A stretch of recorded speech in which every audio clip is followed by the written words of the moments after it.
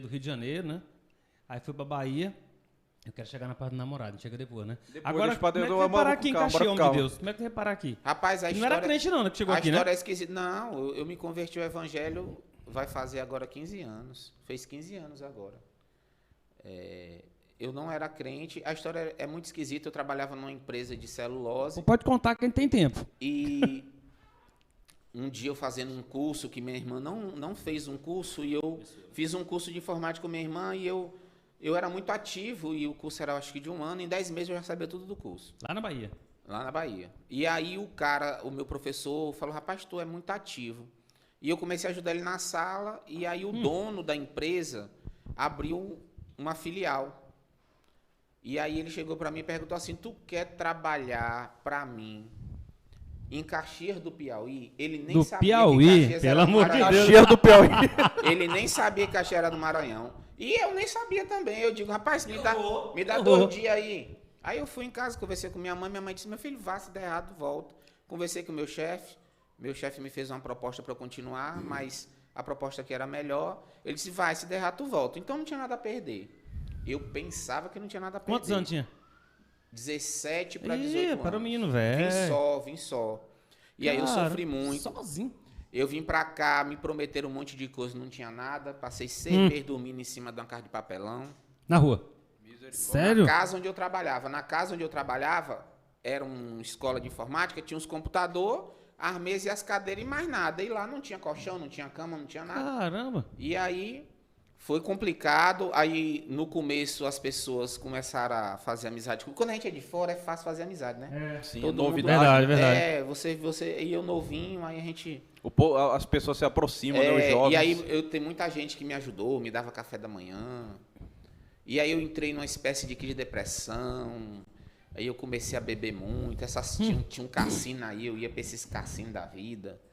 Foi complicado, o começo foi complicado, mas a gente vence. Se a gente continuar firme nos ideais que a gente quer alcançar, a gente vence. Mas foi difícil. Teve uma época que quando a minha esposa começou a namorar comigo, a gente comia 40 de manhã, de tarde e de noite. Meu Deus do céu. Foi longe, viu? Quando enjoava, a gente não tinha manteiga, a gente fazia com óleo. Agora quando enjoava, a gente botava açúcar pra ficar com gosto diferente. Agora explica pro pessoal aí o que é um 40 aí, que esse menino não sabe o que é 40 anos eu vim conhecer 40 no Maranhão, né? Eu só sei o que é cuscuz. Eu conheci aqui, é um angu. É um angu. Mete água, mete manteiga, quem é rico, eu botava óleo. O Eduardo veio dessa época, viu, Eduardo? Eduardo é velho, senhor.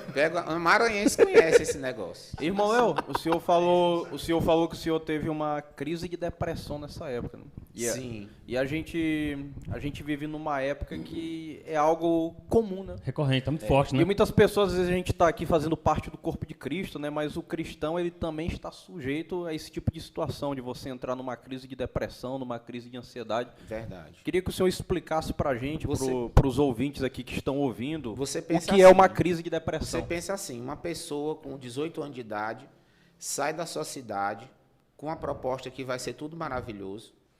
Você vem, larga tudo lá e não tem família, não tinha ninguém. E você vem, aí não tem a família e não tem o suporte que lhe deram. Não quis voltar não? Não dava para voltar?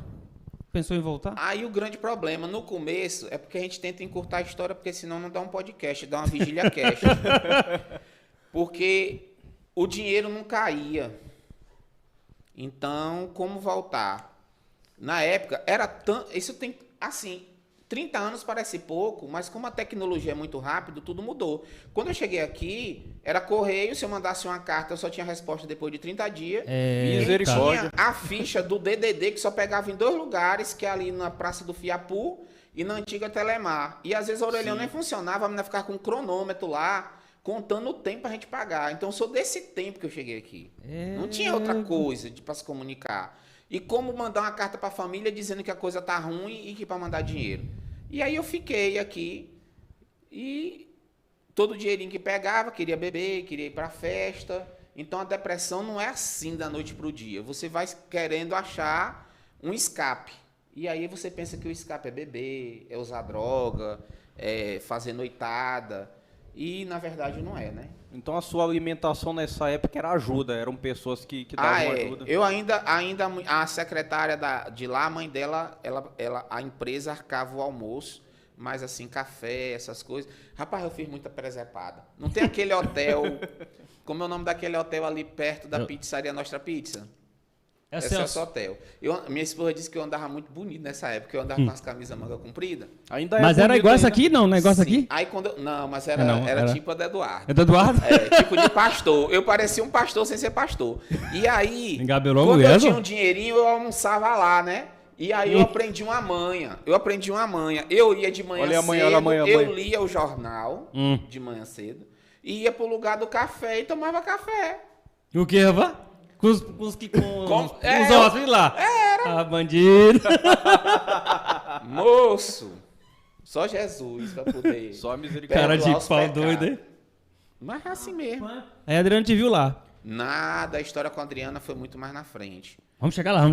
Foi muito mais na frente. Irmão Léo, mas pra gente ir por partes, e o senhor quer dar um conselho para um ouvinte nosso que pode estar enfrentando uma depressão, está nos assistindo nesse momento? Que tipo de conselho, dentro da sua experiência de vida, na palavra de Deus, o senhor daria para essa pessoa? E como ele saiu, né? Que é importante. Na verdade, eu sempre tive essa capacidade de me auto-regenerar. Graças a Deus, Deus sempre me deu essa força. Porque o grande problema é você perceber que você está. Às vezes a pessoa não percebe que está. Às vezes tem que ir num psicólogo, para o psicólogo dar as pistas, um psiquiatra para dar as pistas.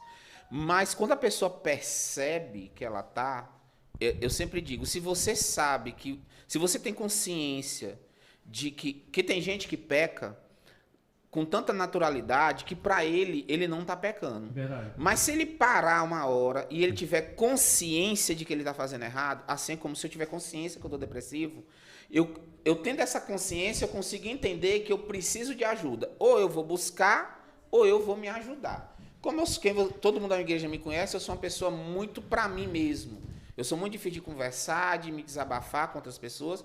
Eu sou introspectivo, sempre fui introspectivo. Eu brinco, eu sou o Léo Ogro, né? Eu sou o bruto. O senhor se considera um melancólico, de temperamento melancólico? Nos temperamentos eu sou melancólico, eu sou fleumático. É o meu temperamento, é a minha forma. A minha mente foi tabulada assim, né? Eu já tive até treinamentos para poder... Paguei pessoas para me ajudar, melhorei muito. Mas quando a gente tem uma característica, é muito difícil, né? A minha esposa é o extremo. Eu acho Jesus lindo. Ele junta água com vinho, né? É diferente demais. Jesus é lindo. Ele pega um fleumático e bota com uma pessoa que é explosiva. 220 né? Direto ali. Então, eu sou fleumático, mas eu percebi que eu tinha essa necessidade. E a gente brincando assim, eu vim por causa das meninas para a igreja. Mas em vindo para a igreja, foi um momento... Às vezes, vim pelo caminho errado... O povo fala que Deus escreve certo por linhas tortas, eu digo que Deus escreve certo em qualquer momento. Não precisa ter linha que Deus escreve certo. É a multiforme maneira do Espírito Santo trabalhar. De agir. Então eu fui aos poucos me restaurando. Mas a vida no mundo, ele chega em um certo momento que a pessoa ela tem consciência de que aquilo que ele está fazendo... não vai levar ele para lugar nenhum. Mas só te atrapalhando um pouquinho, porque hoje a gente tem mais facilidade de diagnosticar uma depressão. Aí eu te pergunto, tu conseguiu entender naquela época que estava depressivo ou muito tempo depois, quando estava bom, tu percebeu? Porque naquele tempo era mais difícil. Era mais difícil. Foi pra ti, eu falo assim, eu tive uma depressão. Lá eu não entendi isso. Eu entendi que eu passei por um momento de saudade da família. Não sabia o que era, né? Desistido porque tava dando tudo errado. E aí eu percebi que eu estava bebendo mais, que eu ia muito para as festas. Aconteceu tanta coisa comigo nesse período. Né? Os ônibus passavam bem aqui na frente, ó. Os ônibus passavam aqui, que a rodoviária era lá. Eu lembro que uma vez eu peguei um ônibus na antiga rodoviária e o cara do ônibus perguntou assim... Tu vai para onde? Eu digo, eu vou parar lá no Coelho Neto. Eu falei com ele, vou parar lá no Coelho Neto, na escola Coelho Neto. E deitei no ônibus. E quando eu me assustei, eu só vi o ônibus dando uma freada brusca assim e virando. Aí quando eu me assustei, eu vi aquele matagal. Eu digo, rapaz, estamos entrando na entrada para ir para Coelho Neto. Eu digo, não, rapaz. E eu fiquei lá de madrugada esperando o ônibus voltar. Essas coisas, quando você para, na hora que você está bêbado, que você está drogado, Vê você isso, não tem né? consciência disso. Mas quando você para, você que está me escutando, você que bebe, você sabe o que eu estou dizendo. Na hora a gente não sabe, a gente não percebe. Mas depois, no outro dia, a gente fala assim, pô, eu tinha R$ 500 ontem, hoje eu estou liso e com ressaca. Poxa, eu podia morrer ali naquele... Então essas coisas foram me dando start. Eu sei que tem pessoas que é mais fácil Sei, é se verdade. libertar. Tem gente que é mais difícil, precisa de uma ajuda. No meu caso, a minha ajuda foi a minha própria consciência. Eu vou dizer mais. Não é a consciência, é o Espírito Santo. Só que você tem que dar margem para ele. E aí, aos poucos, eu sempre tive a minha leitura, então, da Bíblia. Eu conheci muita coisa da Bíblia sozinho. Eu sou grato demais pela igreja porque eu me aprofundei, mas então tem que ter uma